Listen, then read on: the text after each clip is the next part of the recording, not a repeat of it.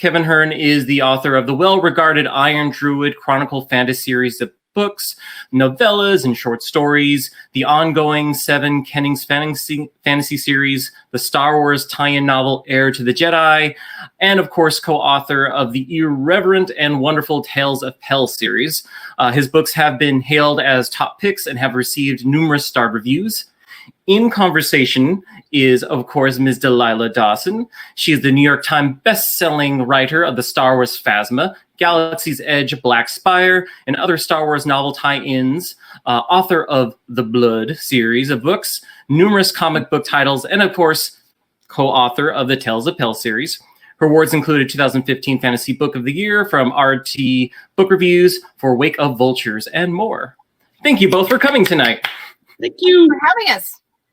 Now, as a reminder for everyone, if you have questions you would like us to read towards the end of the conversation, there is a handy dandy over there corner, a section that says Ask a Question. Post your question, and if you're lucky enough and have a great question, we'll go ahead and ask the authors for it. If you would like to purchase a book with book plate, go ahead and do that below. The little handy dandy button says Buy Book Plates and Sign. Buy books and sign book plates. That's the one right there. It won't be backwards. Like my hat. It'll be front. It'll look right when it gets to you. I'm sorry about the being it backwards, but this is what the book plates look like when they get to you. It actually looks the right way on your camera from what I'm watching. Yeah.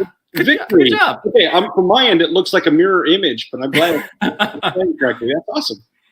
As a reminder, all that order it, make sure you order it before. The orders are in by September the 1st, or we can't guarantee that book plate. All right. That's my intro. Take it away. Thanks, Nick. Appreciate it. Of course. Yay! I guess, first of all, tell us about Ink and Sigil. Okay, yeah. This is a spin-off series that you don't need to have read the previous series to dive in. You can read it without having read a single one of the Iron Druid Chronicles, or maybe if you've read one or two and didn't finish the series, that's okay. You can still just go ahead and dive into Ink and Sigil. It does not require prior knowledge. And it is featuring a 63-year-old protagonist named Aloysius MacBharrais, that you can just call him Al. And he is set in Glasgow, Scotland, and he is a sigil agent.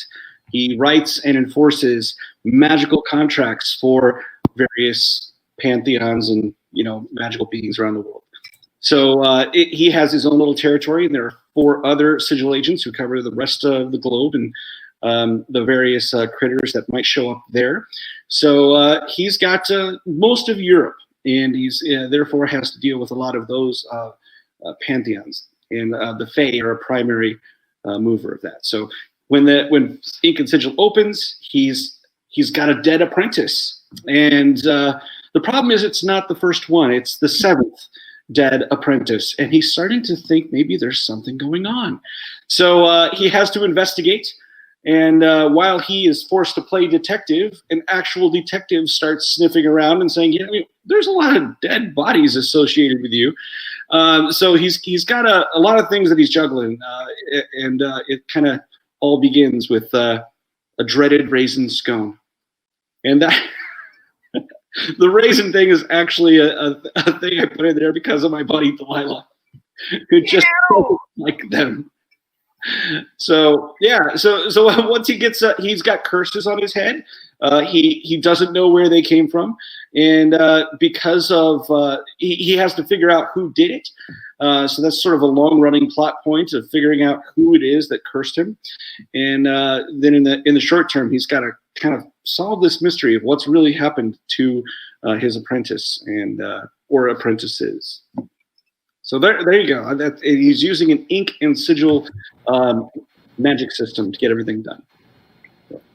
So, homie, we know that this is set in the Iron Druid world, but what was the story seed? What was the little moment that brought this whole new world to life? Oh, I was writing a short story called Cuddle Dungeon that was set in Edinburgh, and it involved some Flittish and Perun, and they were after a rogue fairy there.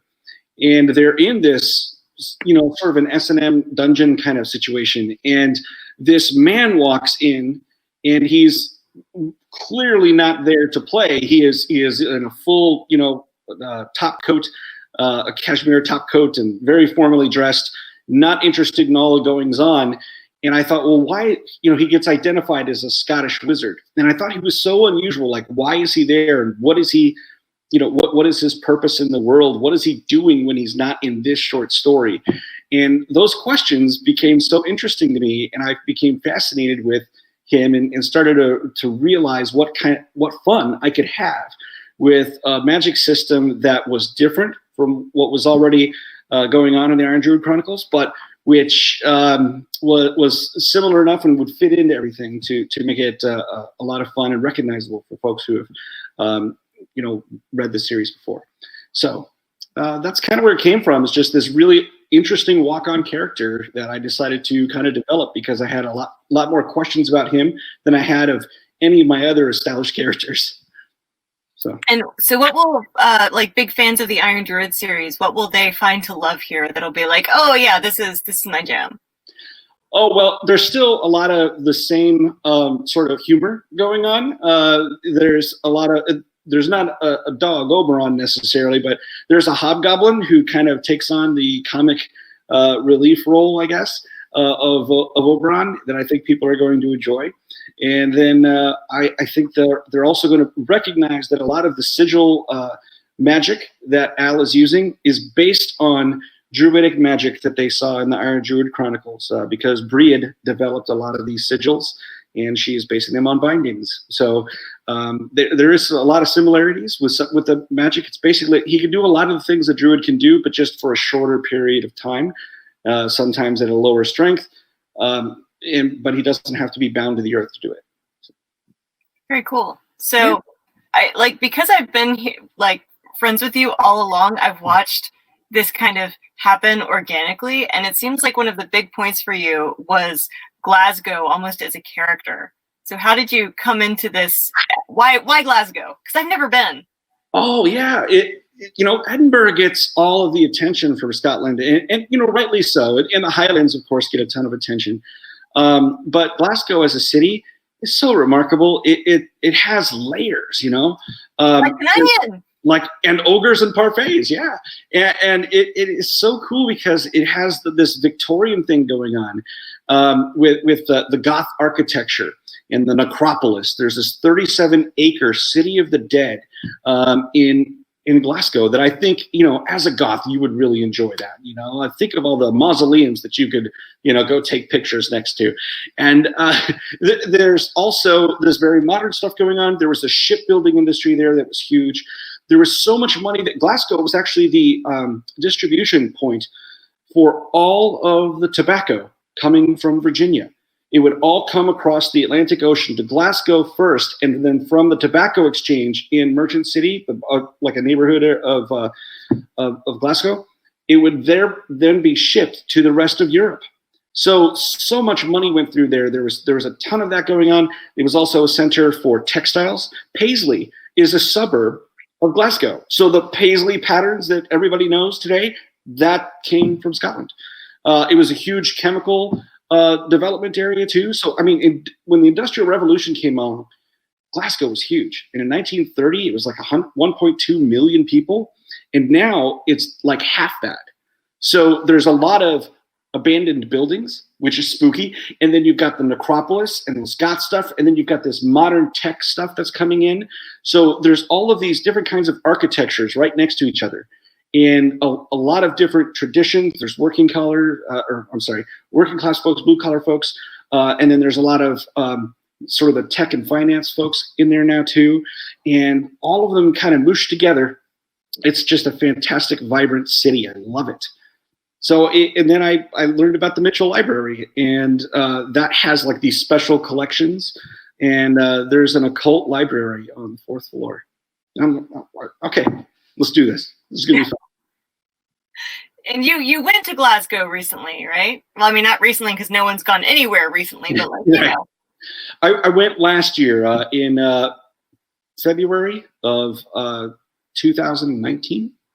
So yeah, it was fantastic. I completely loved it. I had a couple of friends tell us where to go, show us around a little bit, and I was just kind of fell in love with the place. It just became more. It's like London, but not as expensive. Like it has everything that London would have in terms of cool, creepiness and remnants of colonialism and industrialism, the Industrial Revolution. But it doesn't. It also has a lot of really awesome Scottish character, and of course you have the most amazing distillers in the world kind of living there. So all around Scotland. So it's just a fantastic place to visit, and I wish I could go back. Yeah, for sure. One day, knock on wood. Right. Absolutely. I remember, you went to like a gin bar there, didn't you? Yeah. It's a place called Gin 71, which you guys can all look up if you wanted to, Gin 71, but they I think it's like gin71.com or something like that. And they have so many gins in Scotland. It's the second largest spirits production behind whiskey. And that's because they have all these botanicals that kind of grow on the islands and things like that all around Scotland that they put into their gins, and they're fantastic. So you could go into Gin 71, and they've got this menu that's like pages and pages, and it's full color. It's like a work of art.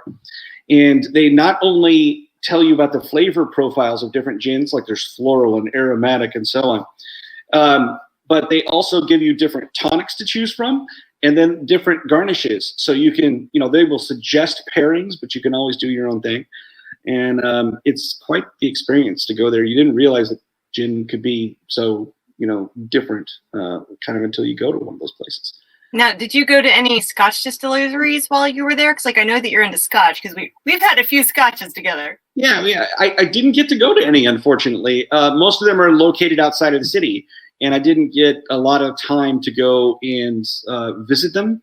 I did see a few, I took a tour of the Highlands. It was a one-day thing, hey, we're going to drive up to Inverness and come all the way back because you can do that in a tiny little country. And so we went there, and then a couple of times during the drive, the tour guide was like, look over there, that's a distillery. And so that I kind of saw what distilleries look like from a distance, but I didn't get to go tour ready. We just didn't have the time. You could have done those kinds of things if you really wanted to, but my plot wasn't centered around a distillery. So I had to, kind of focus on the stuff that I really needed to see while I was there.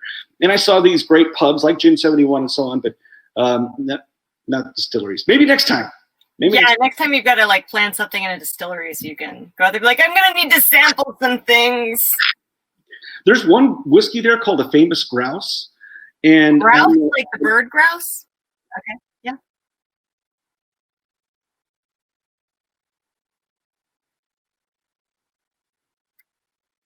And it was a territorial thing. Help! You're getting too close to my pasture. No. It was going, but we couldn't get there. Right, it was great. So I love being there. That's for sure. And I'm sorry, we're not keeping up with the chat stuff going on. Thank you, everybody who's chatting over here on the side. I haven't really taken a look, but and we will get to your questions later on if you wanted to ask a question down at the bottom. So I also saw on your Instagram today a beautiful picture with Glenfiddich. Yeah, with your book. Yes. Do you have? It's a giveaway that's going with that now, right? Yeah. If you guys are interested in winning a copy of Ink and Sigil plus a bottle of Glenfiddich 12, there is a sweepstakes going on until September 4th. You have to be over 21 to enter. You have to be in the United States to enter. But you can enter for free.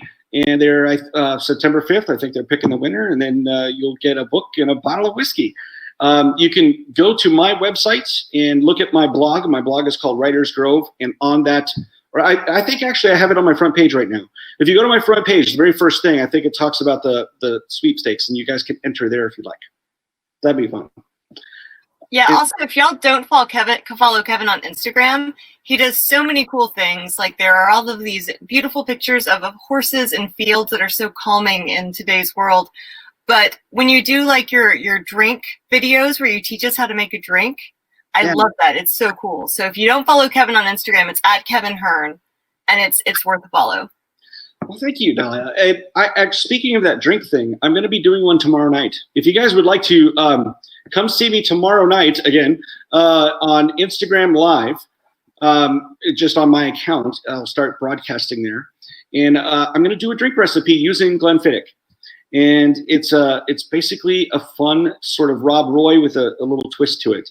And I've tested the recipe for you because, you know, I don't want to steer you wrong with something here. So it's fantastic. And I'll teach you how to make it tomorrow night. It's pretty easy.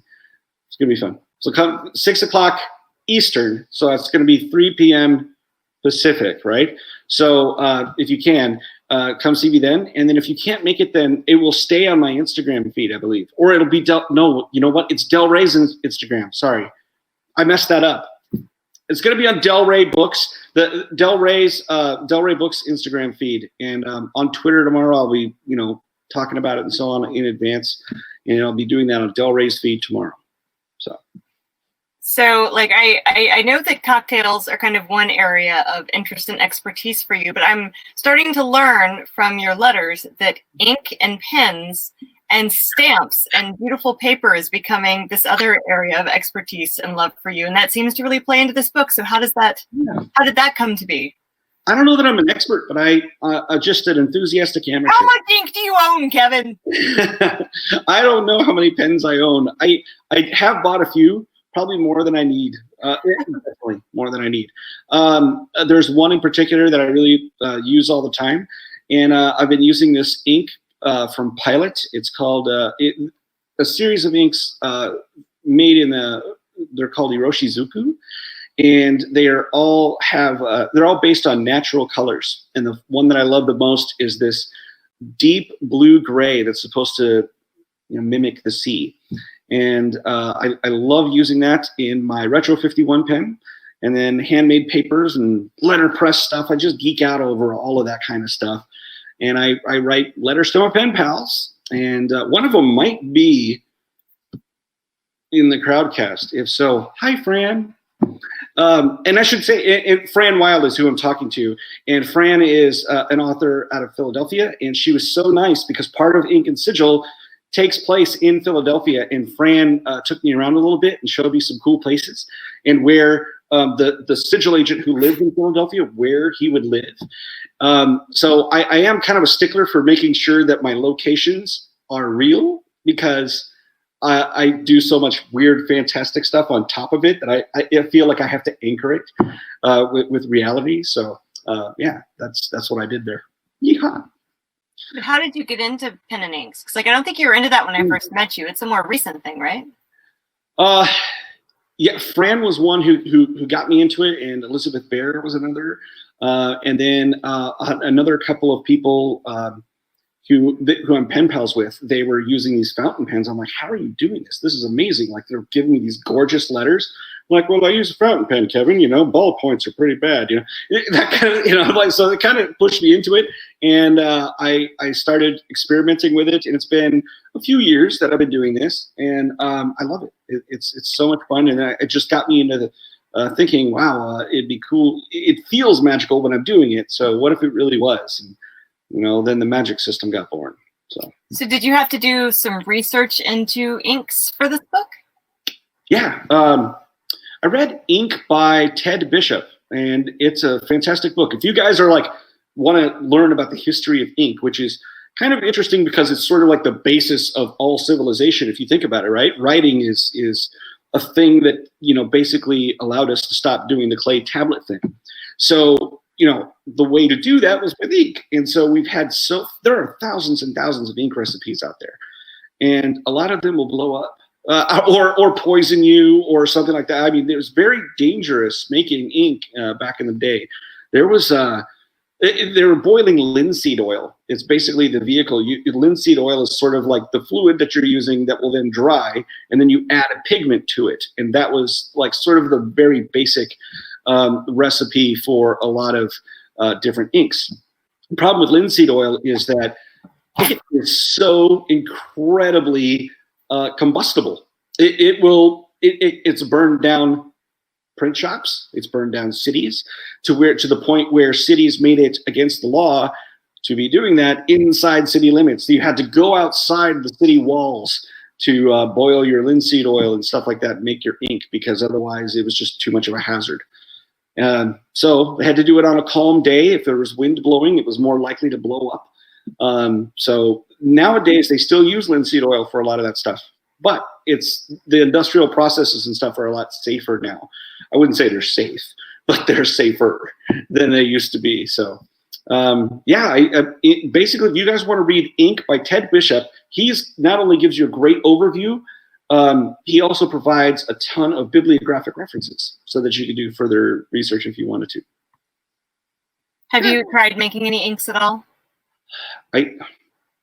No. It's sort of like the same thing as whiskey or brewing beer or anything like that. You kind of, it sounds like a great idea. You kind of build it up in your mind and romanticize it, Oh, it'd be so cool if I brewed my own beer, or whatever. But then you realize that whatever you make is going to be complete crap next to what the experts can do, right?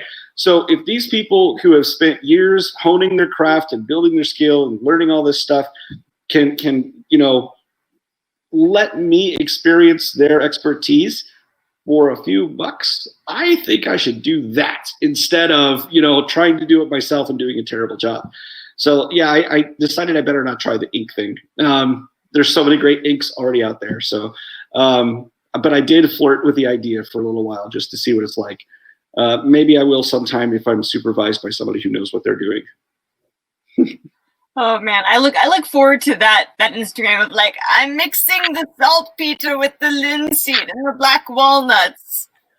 Yeah, there's so many weird things that can happen chemically, and it kind of scares me a little bit sometimes.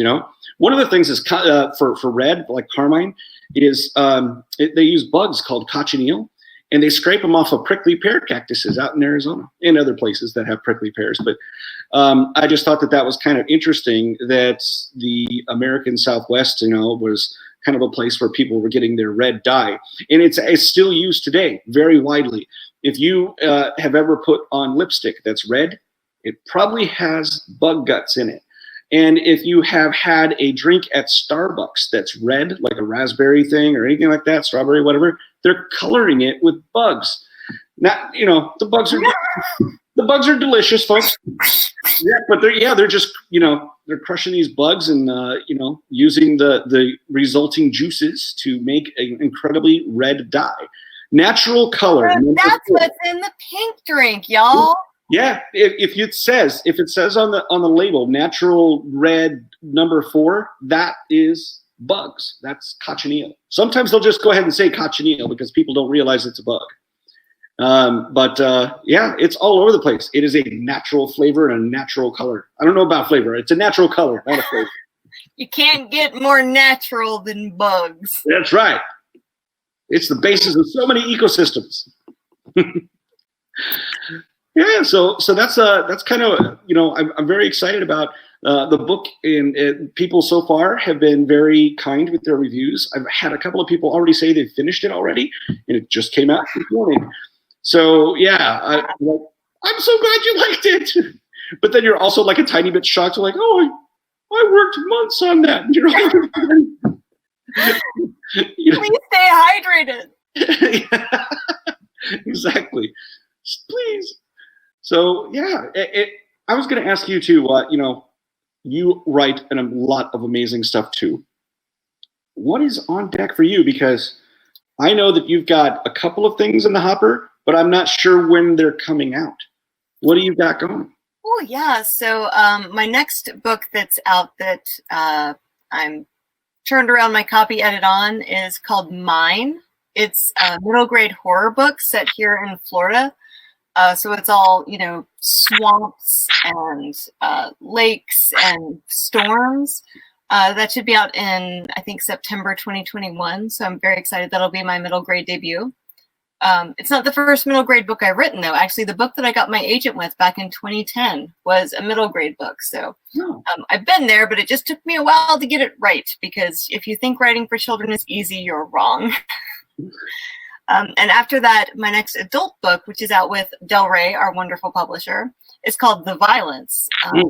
And so it is a story of 3 generations of women dealing with a pandemic that causes random bouts of primal murderous rage. And also dealing with, their generational trauma with the patriarchy. So that should be out, I believe, in 2022.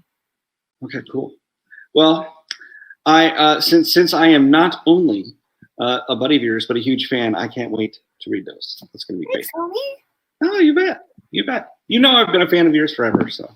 We're mutual fans. I was working on my shelves looking for something, and I found, back in 2012, you bought me a signed copy of the comic Chew, and I found it up there. I was like, oh, Kevin introduced me to this. Chew is a really great comic about a detective who, you explain it, how you explained it to me. Well, he can basically taste anything. It could be a piece of lettuce, or it could be a bite of an orange or an apple, and he will get a psychic picture in his head about the life cycle of that apple or orange or whatever. And so he will know if there's pesticides that have been sprayed on it, etc. But if he ever eats meat, he flashes on the death of that animal. So if he eats a piece of a hamburger, then he sees the cow going, and right before, it's slaughtered.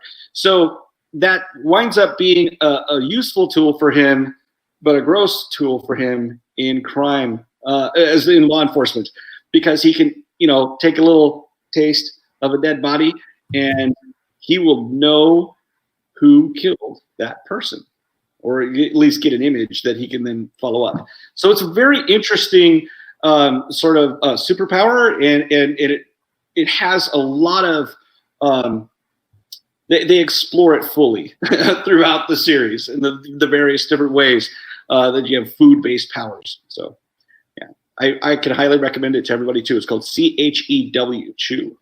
So. Is it time for us to take questions? Well, I have one more question for you I wanted to ask about. Okay. Because we know that Ink and Sigil is in the Iron Druid world, but Aloysius seems like a very different hero from, our previous hero. So how did you come up with this character, and why is he, an older dude? Well, I was talking a little bit earlier about how I found him very interesting. And what he was doing in the background there. And one of the things that attracted me to kind of pursue it a little bit more was that if I did make him a main character, he would be very different from most main characters in the sense that he's 63. You don't see a lot of protagonists that are a little bit older, right? They're usually very young people who are going to change the world. They're the chosen one or whatever. You don't see a lot of experienced folks who are, maybe have some creaky joints, but are still very, very capable of making a difference in the world and want to do that. So that was something that attracted me to him, because he was going to be a little bit different. So I hope people dig it, that they're not thrown off by the fact that here's somebody who's, Has Aloysius met Atticus? Yeah. Actually, that's a chapter in the book. For those of you who are Iron Druid fans, there is a part in Ink and Sigil where Al recounts meeting Atticus and Oberon. And when he does that, it's a flashback to Rome right after the end of Staked, if you have read Book 8 of the Iron Druid Chronicles. Now, for those of you who have not read that, it doesn't matter. You're going to get introduced to Atticus and Oberon through Al's eyes. And it doesn't matter that you haven't read the series. So they're just going to be new characters that Al introduces to you, and you'll be cool. But for those of you who have read Iron Druid, that particular scene might mess you up a little bit. You'll see why. I mean, I've been told that it was very touching from folks who have read it. So yeah. I am so excited about Aloysius, and also this hobgoblin I hear is very cool. Yeah, his name is Buck Foy, and it's a name he chose for himself, and he's very mischievous. He Switch those letters around. Yeah, exactly. And he gets into quite a bit of trouble, and but he has a pretty good heart at the same time. So he doesn't steal from people who can't afford it. And, he often feels it's his moral obligation to redistribute wealth. So it's a Robin Hobgoblin. A little bit. Yeah, absolutely. Oh my gosh. So let's see here. Do you have anything else that somebody says, I've added 8 books to my TBR pile. Excellent. My plan. Follow Kevin on Twitter and you'll go broke. Yeah, all right. To basically encourage people to read other stuff. Read The Vanished Queen by Elizabeth Campbell that just came out. I loved it. Just finished it a couple days ago. Oh my God, it was good. We got some questions? Yes. So let's go ahead and jump to our questions and answers section. Our very first one is and I think a lot of these can apply to both of you for answering. With all the talk lately about science fiction and fantasy canon, I have to do that. What do you consider part of your personal canon? The works that inspired you the most and that were very significant to your fandom? Well, in terms of things that I used to read a lot of Alan Dean Foster when I was younger. He was coming out with new books like 3 times a year or something. He was really cranking them out. He's a hugely prolific author. He's like 120 novels or something like that now. And he wrote both science fiction and fantasy. So I was primarily reading science fiction when I was a younger lad. And then I read Spellsinger by Foster. That was my first fantasy book. Then he had a series called Pip and Flink's novels. And that was a red-headed young man with a psychic connection to an animal, and they got in lots of trouble. And that was really, a lot of people don't see that necessarily, but that was the inspiration for Atticus and Oberon, not anything else that people have been guessing. So, I used to do a lot of Alan D. Foster, and then I also, as far as what maybe the author that made me want to write, that was a couple of different folks in college. I was reading Ken Kesey's One Flew Over the Cuckoo's Nest, which is really tough to kind of read now. But at the time, I enjoyed the voice. What he did with the voice with Chief, who starts out with his language being kind of fractured and messed up, and then he gradually gets better as his mental condition improves, the language improves. And I thought that was kind of a genius move there, and very delicately handled in a lot of ways, kind of subtle sometimes. And so I thought that was fantastic, and I wanted to be able to write a voice that well. The other thing that kind of got me going was Zen and the Art of Motorcycle Maintenance by Robert Pirsig. And that's made me want to write as well in a weird way. Parts of that book didn't stick with me, but some of it really did. Like there was a chapter about quality and how you can't define quality, but you always know quality when you see it. And so that messes up with your head, right? Because you realize that's true. If you try to define quality, how? But you have to basically point to it. So you always know what quality is when you see it, but it's very difficult to actually define. So that was sort of a metaphor for writing for me, because writing, when it comes to reading a book and whether you think it's good or not, it's hard to define what makes an awesome book. You can talk about its plot or character or whatever, but really it comes down to the same sort of thing as quality. You recognize it when you see it. And so I had to figure out what was quality to me. And I started reading books with that in mind. If I didn't think something was quality, why was that? What was the author doing? And I was trying to write a little note to myself, don't do that. And then if something was really awesome, like I couldn't put it down. I'm like, wait, how are they doing this? And so that was a process that I was following to sort of analyze others' writings and then figure out how they accomplished what they did. And Elmore Leonard was also giving me advice along those lines. He basically said, whenever you're, just try not to write the boring parts, which, sounds like it's, kind of simple advice, but it's actually kind of hard sometimes, to keep the pace going. So that was all about pacing. So anyway, those are the ones. I hope I answered your question. I will kind of wind up rambling. Sorry. And what about you, Delilah? I mean, Watership Down was my first really formative book. we're just like, oh my God, I read it in second grade because they told me I wasn't allowed to see the movie, so I stole the book from the library. Back when there were no scanners, you just kind of snuck it out under your arm. But it was that kind of thing where it's like, if that had been about people, as an 8-year-old, I wouldn't have cared. But because it was about rabbits, I was able to, consume and digest a book about like the perils of warfare and fascism. Then here, the next really formative one was probably The Mists of Avalon. Before I knew that Marion Zimmer Bradley was problematic, back when I was like 13, and I was like, oh my God, a girl's allowed to be a hero? This is amazing. I had no idea we could be the heroes in books. And then I found the Earth Children series by Jean Auel, Clan of the Cave Bear. My mother gave me Valley of Horses. I found myself at 13, and oh boy, did I hide that book.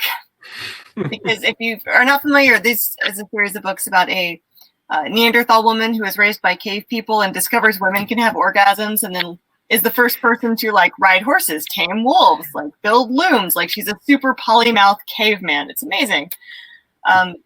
Then the next one was Dead After Dark by Charlaine Harris. I didn't realize that you were allowed to write redneck vampires. I'm from the South. I was like, oh my God, we're allowed to do this. And I was like, wait, there's no actual rules, are there?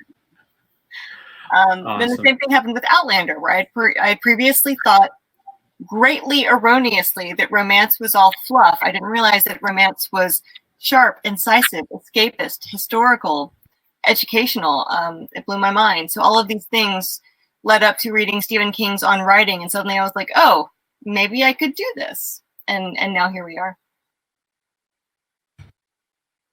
All right, excellent. Thank you, Brendan Hodgson, for that question. Next, we got from Hannah Learman.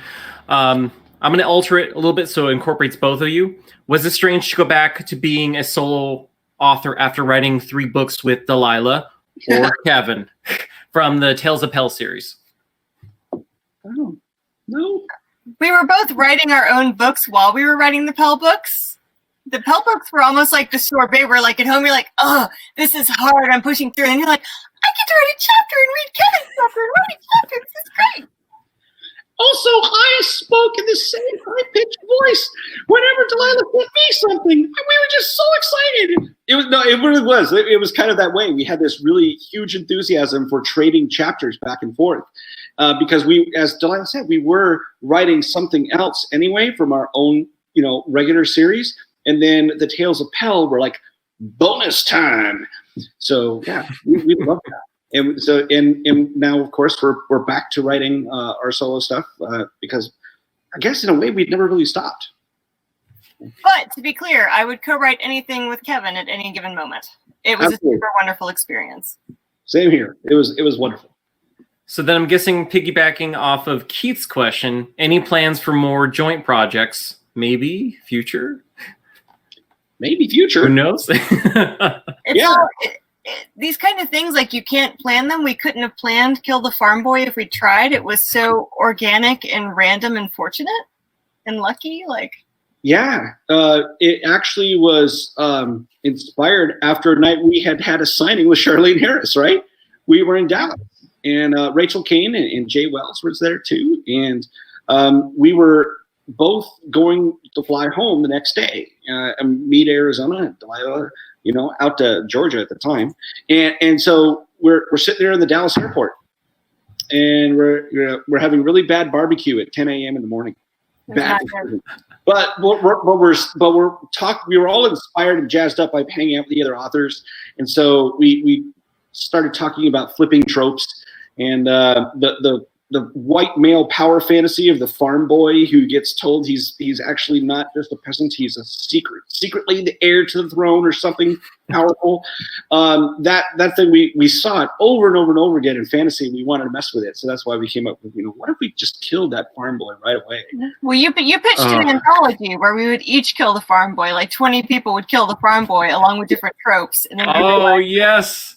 Wrangling 20 authors and paying 20 authors like a lot more work. And we're like, if we write a book together, we each write half a book for profits. Yeah. Oh, I would totally still love to see that one someday. That'd be awesome. Yeah. Everyone take a turn at killing this farm boy now. Yeah. I wish we could have pulled it off, but yeah, it was a lot of organizational stuff. Yeah, for sure. But it was fun. I mean, we had the best time writing it together. And it just shows I've read all 3 in the series.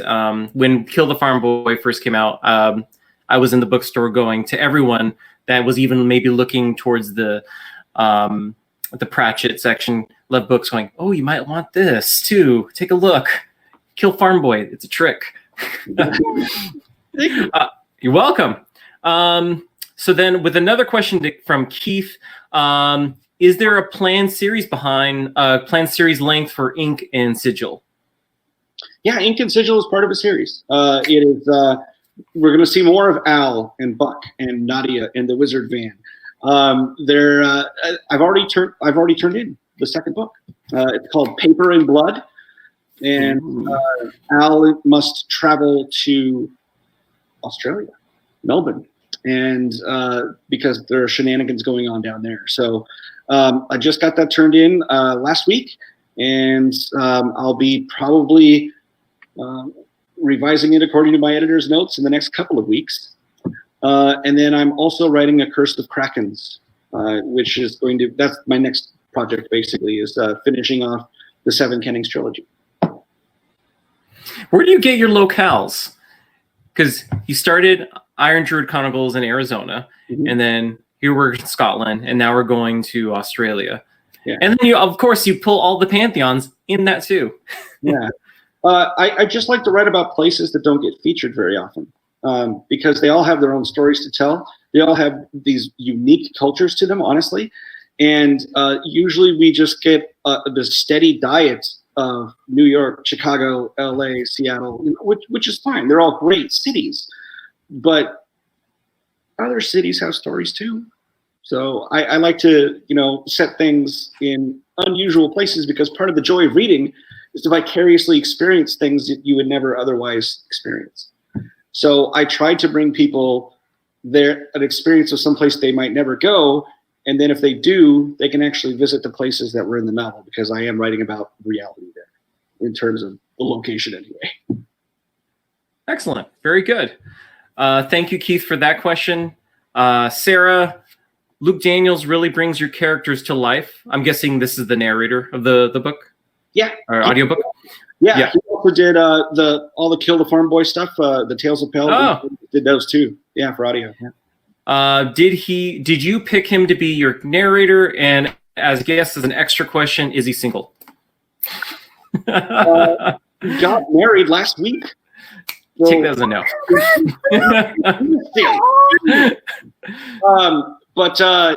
Yeah, Luke just got married. I'm so happy for him. I did not pick him. He was picked for me. But then once he was picked for me for Hounded, Hexed, and Hammered, he was given the 3-book contract for that. But after that, we just didn't let him go. It's like, you will do all of my books forever. He's awesome.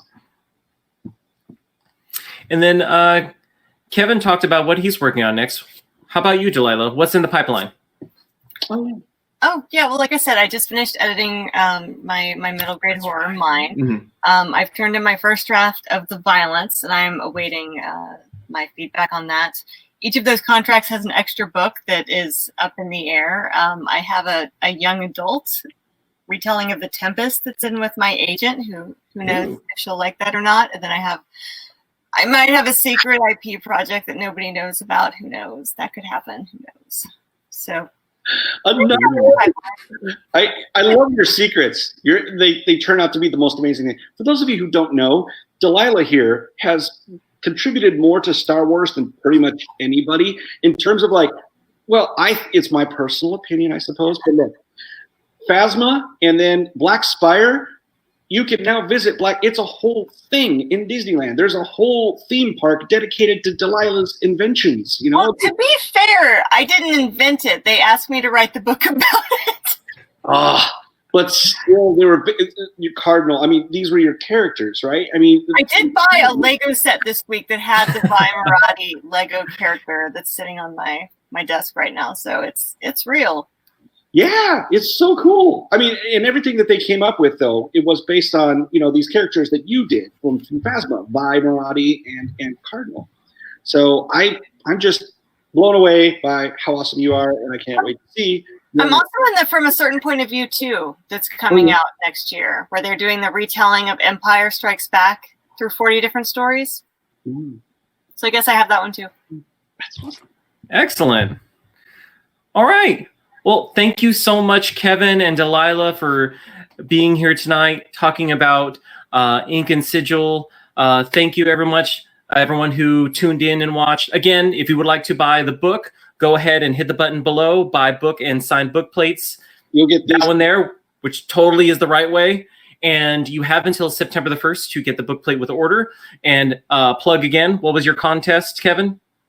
It's a sweepstakes to win Ink and Sigil and a bottle of Glenfiddich 12. And if you just go to my website, kevinhearne.com, right on the front page, you will see where to enter. Excellent. Good luck to everyone. Thank you so much for tuning in and have a great evening. Thanks, everybody. Bye, everybody.